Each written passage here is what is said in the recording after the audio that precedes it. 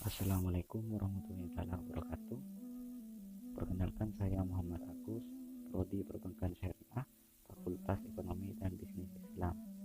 Pada kesempatan kali ini saya akan menjelaskan tentang peradaban dinasti Safawi di Persia. Sejarah berdirinya Kerajaan Safawi. Kerajaan ini bermula dengan berdirinya sebuah tarekat Syiah oleh Syekh Syafiuddin. Dia merupakan keturunan Imam Syiah ke-6. Pada awalnya tarekat ini hanya berkutat pada agama. Lalu pada perkembangan selanjutnya merambah ke bidang politik. Hingga pada akhir tahun 1502 Masehi berdirilah kerajaan yang dipimpin oleh Ismail bin Haidar sekaligus raja pertama Kerajaan Safawi. Ismail bin Haidar, raja pertama Kerajaan Safawi, melakukan ekspansi besar-besaran pada 10 tahun pertama masa pemerintahannya, sehingga dia berhasil menguasai Persia hingga timur Fertile Crescent.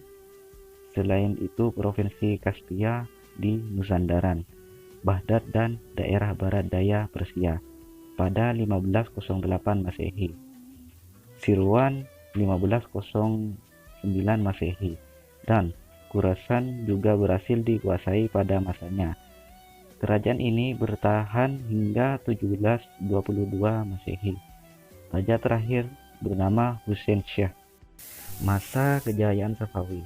Masa kejayaan Kerajaan Safawi terjadi pada masa pemerintahan Abbas Agung, yakni pada bidang politik, ekonomi, seni arsitektur, dan ilmu. Pada bidang politik, pada tahun 1602 Masehi, kerajaan ini berhasil menguasai daerah yang dikuasai Turki Utsmani seperti Tabriz, Sirwan, dan Baghdad. Lalu, 10 tahun berikutnya berhasil menguasai Kepulauan Hormuz dan mengubah pelabuhan Gumrun menjadi pelabuhan Bandar Abbas, sehingga perdagangan antara timur dan barat yang biasa diperebutkan oleh Belanda, Inggris, dan Prancis dapat dikuasainya.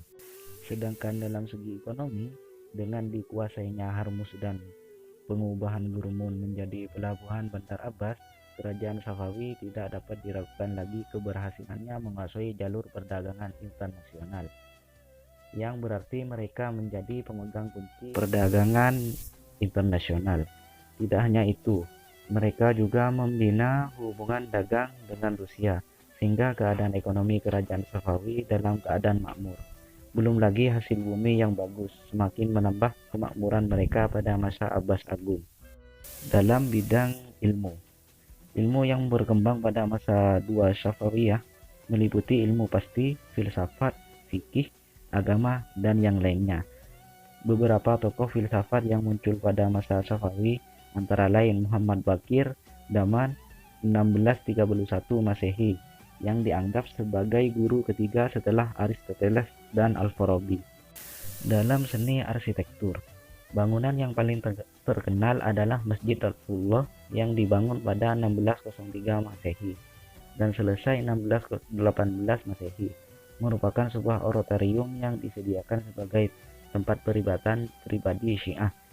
Selain itu, jembatan Haju yang melintang di atas sungai Syade ini dibangun pada abad ke-17 Masehi dan memiliki lorong beratap yang dihiasi dengan keramik warna-warni. Ini menunjukkan perkembangan arsitektur pada masa ini berkembang dengan sangat baik. Faktor kemunduran Kerajaan Safawi. Raja yang lemah. Setelah Raja Abbas Agung, raja-raja berikutnya memimpin dengan sangat buruk.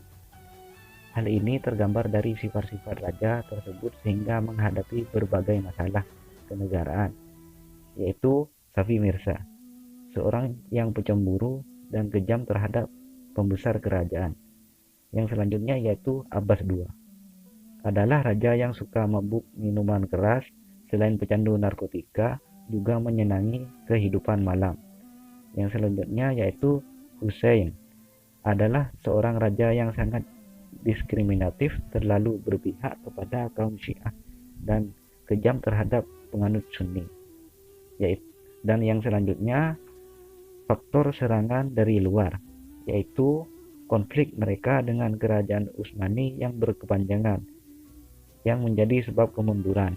Selain itu, mereka juga mempunyai masalah lain, yaitu dengan Rusia. Mungkin hanya itu saja yang dapat saya sampaikan. Kurang lebihnya, saya ucapkan terima kasih.